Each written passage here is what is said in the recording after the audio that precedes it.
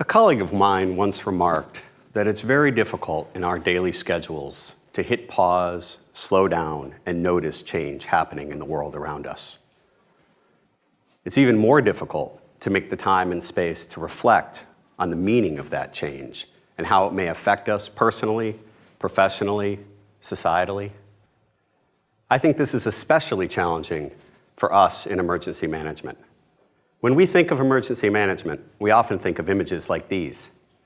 But the reality is that in our business, our time and attention is almost always focused on events that have already occurred, on things that have happened in the past. Today, I'd like to create that short pause with you for a few moments and step back. Look at some big things that are happening around us, things we're probably aware of, some we're paying a great deal of attention to, but maybe not thinking about how they interrelate with one another and what they may mean for our missions, our operations, and the evolution of our field as a field of practice.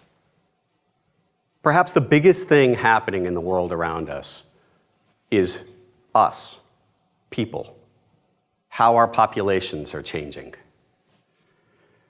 This is a visualization from the Institute for Future Cities, showing the growth in the world's largest cities since 1950. In 1975, there were 3 megacities around the world, cities with a population of 10 million or more. Today, there are more than 30, the largest of which number their populations in the many tens of millions. By 2050, urban populations are expected to double to 6.2 billion people, comprising 2/3 of humanity. For comparison, in 1950, 1/3 of human populations lived in cities. In 1900, just 10%. At the same time, humanity is aging. People over the age of 60 are the world's fastest growing age cohort. Here in the United States, the percentage of the population over the age of 65 is expected to increase from 16% today to over 22% in 2050.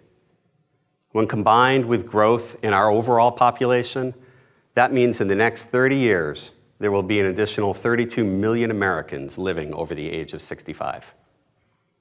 These two demographic trends, urbanization and aging populations, have real ramifications for how we deliver support to populations in crisis, for the nature of the risks that we encounter and that we grapple with in our field.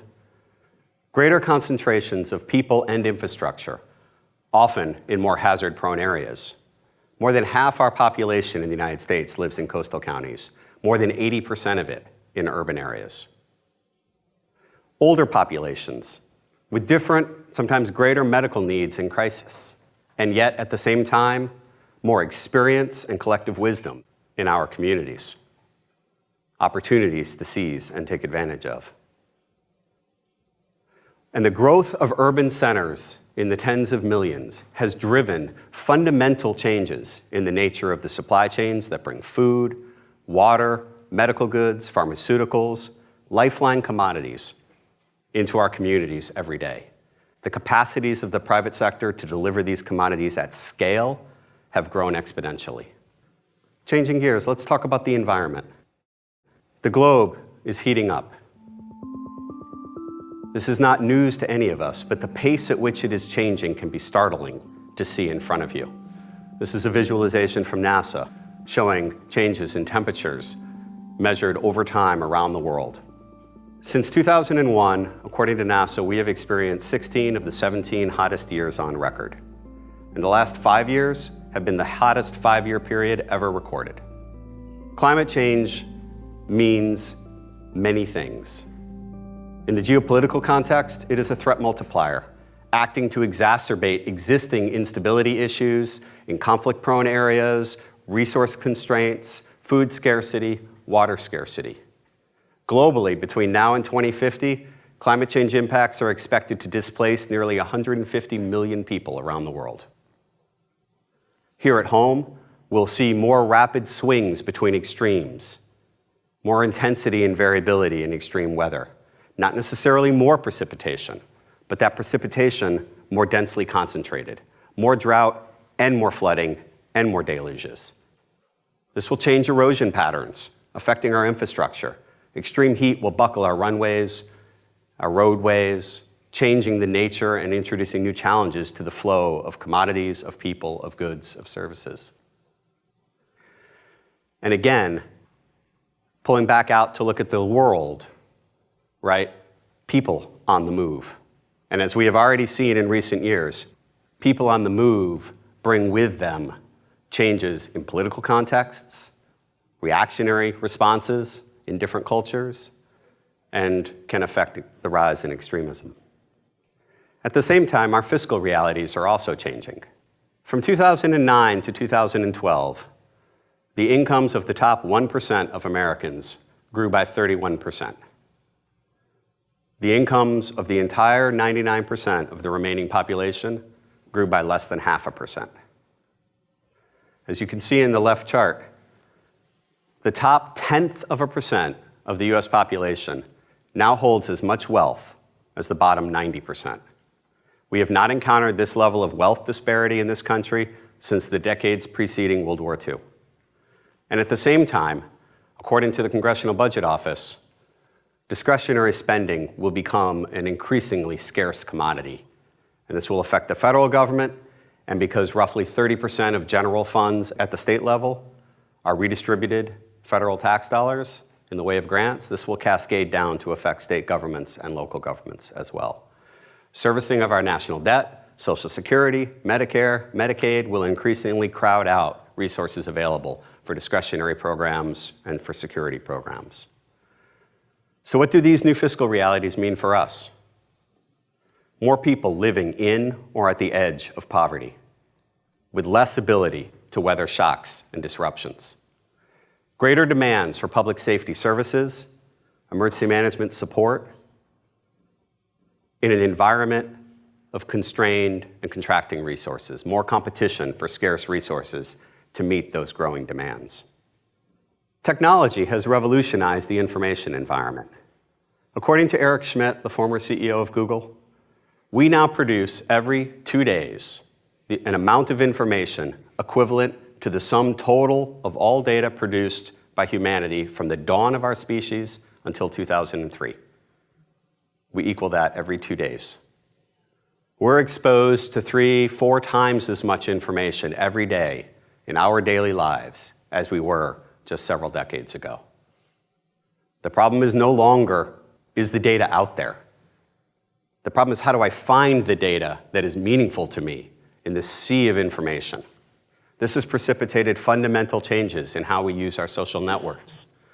We are increasingly using them as sentinels to flag information for us, as validators of the importance of that information, and even more importantly, the accuracy of that information, and as platforms for action, for both good and ill. This is reshuffling change cycles, accelerating the pace of change in politics, in opinion, and many other areas. It's also changing where we turn for truth. According to the 2018 Edelman Trust Barometer, which surveys roughly 30,000 respondents in 28 countries every year, approximately 65% of respondents in 28 countries receive their news through social media, online web searches, or news apps, which are algorithmically driven. And 60% of them trust a person like themselves on par with a technical expert or an academic.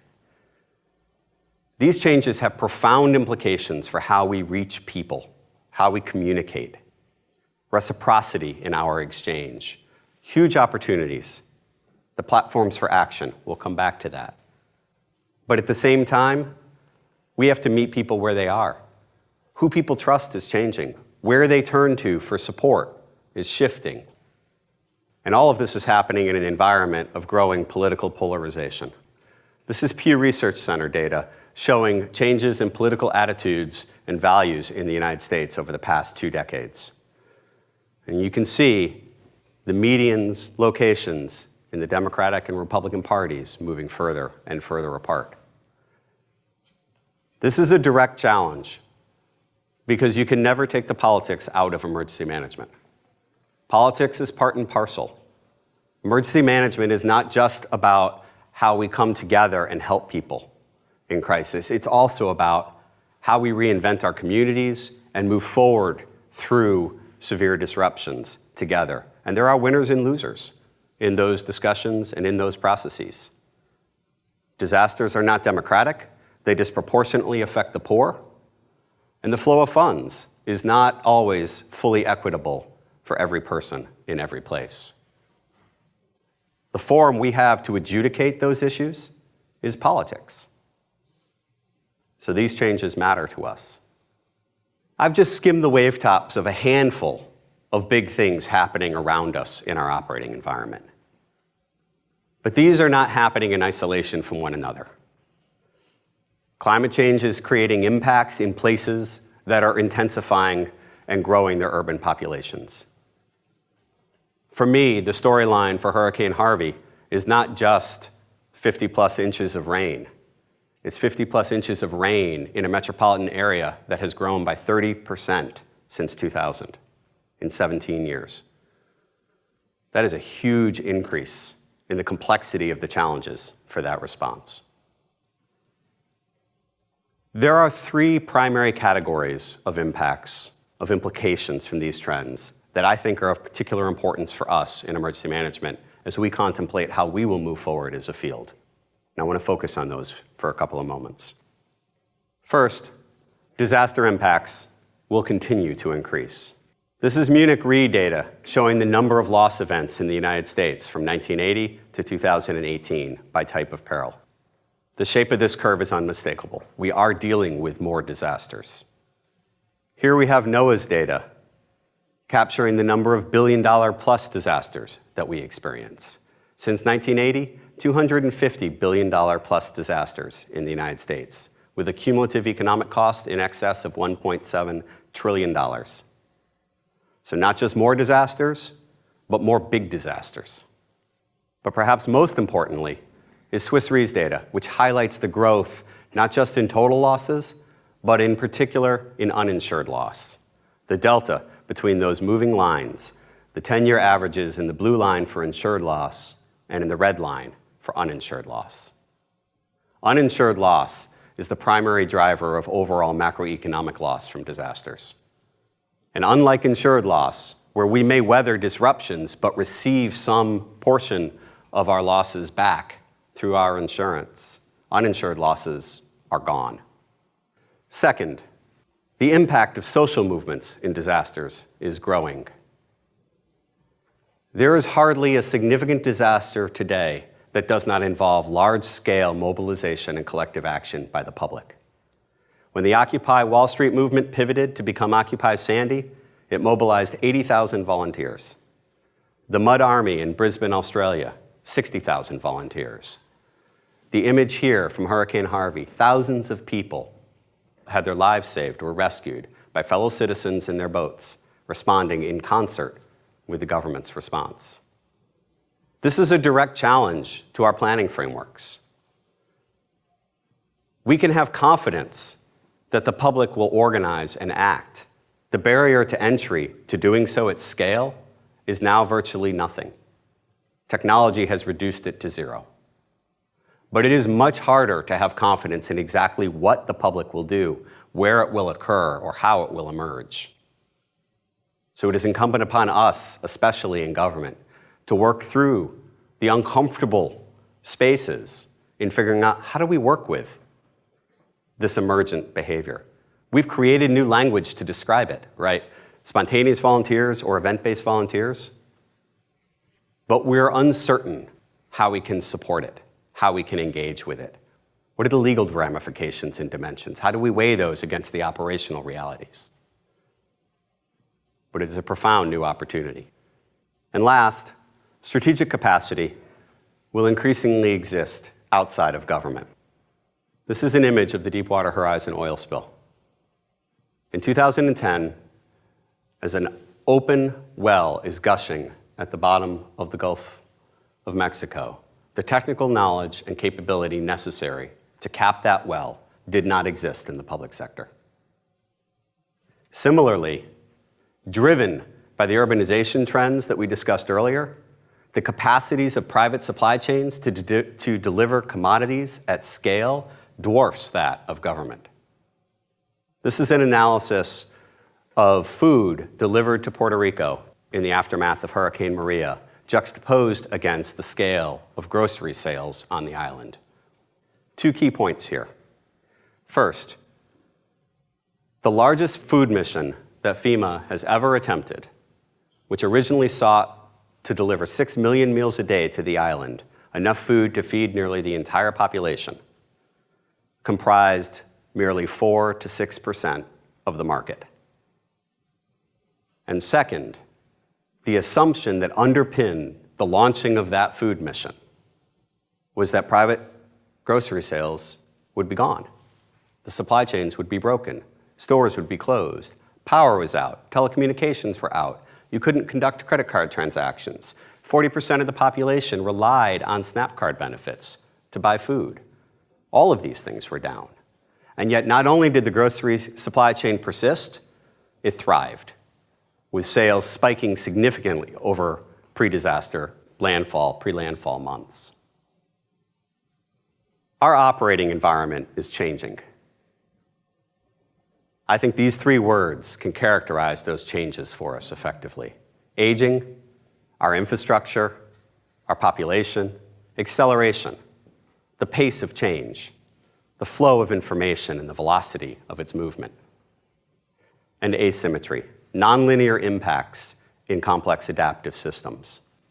More specifically, we are grappling with increasing complexity and decreasing predictability, challenging our risk assessment and decision frameworks, which often look to the historical record to instruct us on our future risk.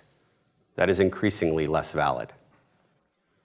Cascading events and interdependencies, not just their impacts, but the overlapping vital interests they affect.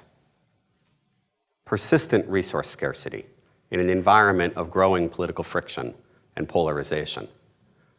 The mission challenges that we are confronted with in emergency management are growing, and they're growing more quickly than our resource base can keep pace with. To quote Winston Churchill, "We have run out of money. Now we must think."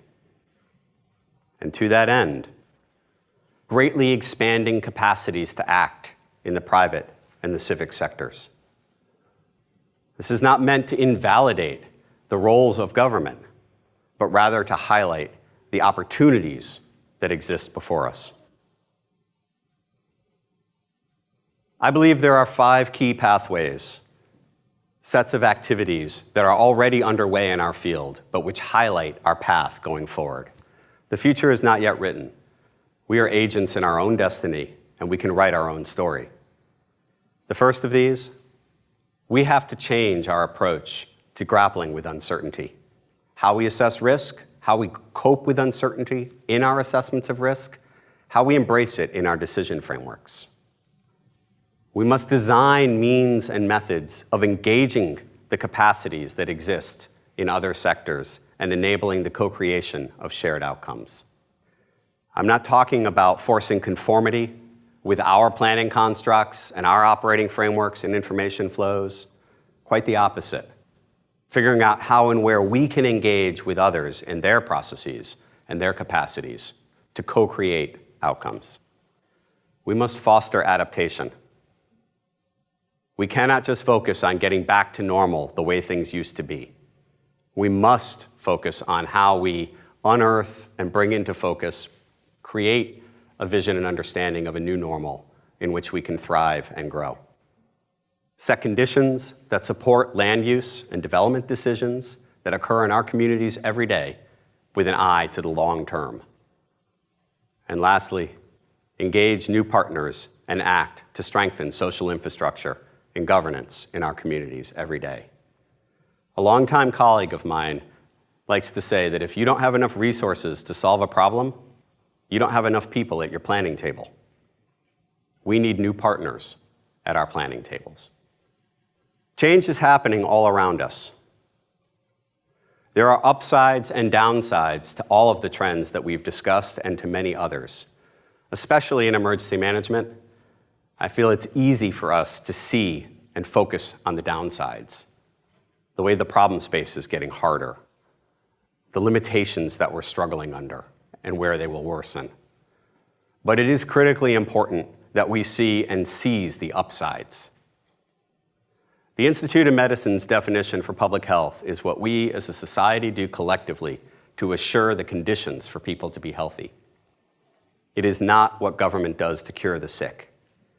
If we can see the opportunities in these trends, if we can grab them and harness them, we can engage new partners in new ways. We can strengthen the things that work well in our communities every day to enhance their resilience, and we can deliver more effective emergency management outcomes today and in the future. Thank you.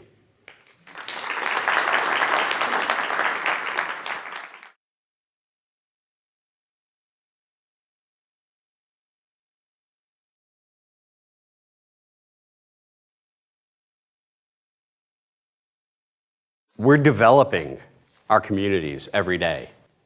Every time we pour concrete for a new structure, it's a new opportunity. There are people whose lives and organizations whose missions are dedicated to working on issues around poverty, around transportation access, around housing security, around food security in our communities every day. There are new partners that we have yet to fully tap into and engage. And if we can do that, we can harness much greater capacity than we bring to bear right now. And so that's where the opportunity is. When we're talking about dealing with catastrophe, right? Understanding and gaining visibility into the private flows of lifeline commodities and figuring out how to bring to bear our capacities in emergency management to complement those flows. Instead of just defaulting to an assumption that we must replace those flows, which sets us up for failure.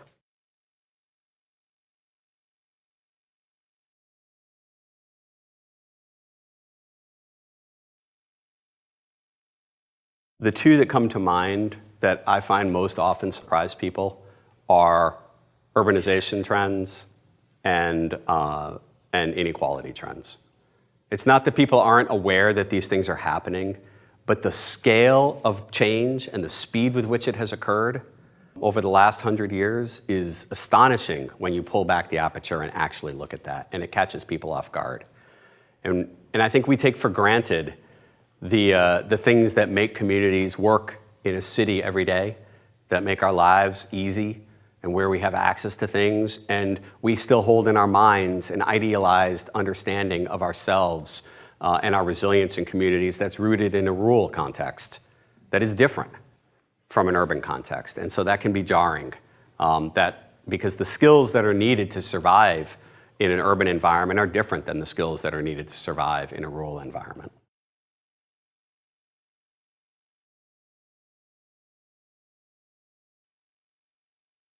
Throughout human history, water scarcity has much more frequently led to collaborative frameworks being created, despite competition over that resource, than it has led to conflict. There are numerous regions around the world where access to fresh water is increasingly challenging and exacerbates either social fissures or intrastate or interstate rivalries and conflicts. But that's an opportunity for engagement as well, right? We may not have the same desires with respect to that problem in a given circumstance, but our interests are both vital and they overlap, and that is a basis for engagement. Here in the US, we have several areas where we already have sort of small c conflict over water, but it is largely handled through governance frameworks that are established that transcend community and state boundaries, and so far has been fairly effectively collaborative in trying to work through the issues around that. So I think there's reason to have hope that those trends can continue, but we can't take them for granted either, right? We must make the investments that allow for diplomacy, that allow for negotiation, that allow for us to work through those problems peacefully.